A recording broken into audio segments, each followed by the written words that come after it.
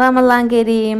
ഇന്ന് പിള്ളേരായിട്ട് ചുമ്മാ ഉച്ചക്കൊന്ന് കയറി കിടന്നാണ് കേട്ടാ. ആദ്യം കളിയും ചിരിയൊക്കെ ഇരുന്ന് പിന്നെ ഒരേത്തവരായിട്ട് ഉറങ്ങിപ്പോയിട്ടാ. അങ്ങനെ ഞാൻ എൻ്റെ രണ്ട് മക്കളും ഉച്ചക്ക് നന്നായിട്ട് കിടന്നുറങ്ങി. എണീറ്റപ്പോഴും അസർ ബാങ്കൊക്കെ കേട്ടായിരുന്നു കേട്ടാ. പിന്നെ ഞാൻ വേഗം തന്നെ മുഖമൊക്കെ കഴുകി ഒന്ന് ഫ്രഷ് ആയിട്ടാ.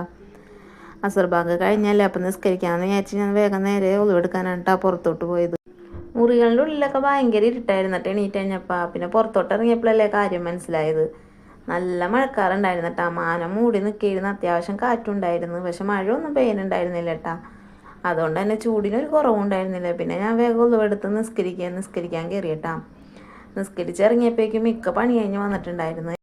ഇന്ന് പതിവില്ലാതെ ഉച്ചക്ക് ഉറങ്ങിയതുകൊണ്ടാണെന്ന് തോന്നട്ടാ. എനിക്കിന്നൊന്നും ചെയ്യാൻ ഒരു ഉഷാറില്ല. ഭയങ്കര തളർച്ചയും ക്ഷീണവും ഇരുന്നിട്ടാ. അത് ഇക്കടുത്ത് പറഞ്ഞപ്പോൾ ഇക്ക പറഞ്ഞ അന്നൊന്നും ഉണ്ടാക്കണ്ട, ഇന്നത്തേക്കുള്ള ഭക്ഷണം നമുക്ക് പുറത്തുനിന്ന് ആക്കാമെന്ന് പറഞ്ഞപ്പോൾ എനിക്ക് ഭയങ്കര സന്തോഷമായിട്ടാ. പിന്നെ വേറെ പണിയൊന്നുമില്ലല്ലോ, ചായ മാത്രം തിളപ്പിച്ചാൽ പോരെ, മഴക്കാറും കാണല്ലേ. അപ്പം ഞാൻ വിചാരിച്ച് കുറച്ച് ചവറൊക്കെ ഞാൻ കൂട്ടി വെച്ചിട്ടുണ്ടായിരുന്നേ, അത് കത്തിക്കാൻ വേണ്ടി താഴോട്ട് ഇറക്കി വന്ന് അതൊക്കെ കത്തിച്ചിട്ടാ. അപ്പോൾ പിന്നെ ബാങ്ക് വെക്കാൻ സമയമായപ്പോൾ പിന്നെ ആ നോമ്പ് തുറക്കാനുള്ള സാധനങ്ങളൊക്കെ പാത്രത്തിലാക്കി വെച്ച് സെറ്റാക്കി വെച്ചിട്ടാ. പിന്നെ ഞാൻ മാങ്ങാ ജ്യൂസാണ് കേട്ടോ ഇന്ന് അടിച്ചത്. മാങ്ങാ ജ്യൂസൊക്കെ രാവിലെ തന്നെ അടിച്ച് വെക്കുമായിരുന്നേ, വെച്ച് ഫ്രിഡ്ജിൽ വെക്കോട്ടെ. അപ്പോൾ പിന്നെ ആ സമയമാകുമ്പോൾ തണുത്തിരിക്കുമല്ലോ. ബാങ്ക് വെക്കാൻ ഇനി ഒരു 5 മിനിറ്റ് കൂടി ഉണ്ട് കേട്ടോ.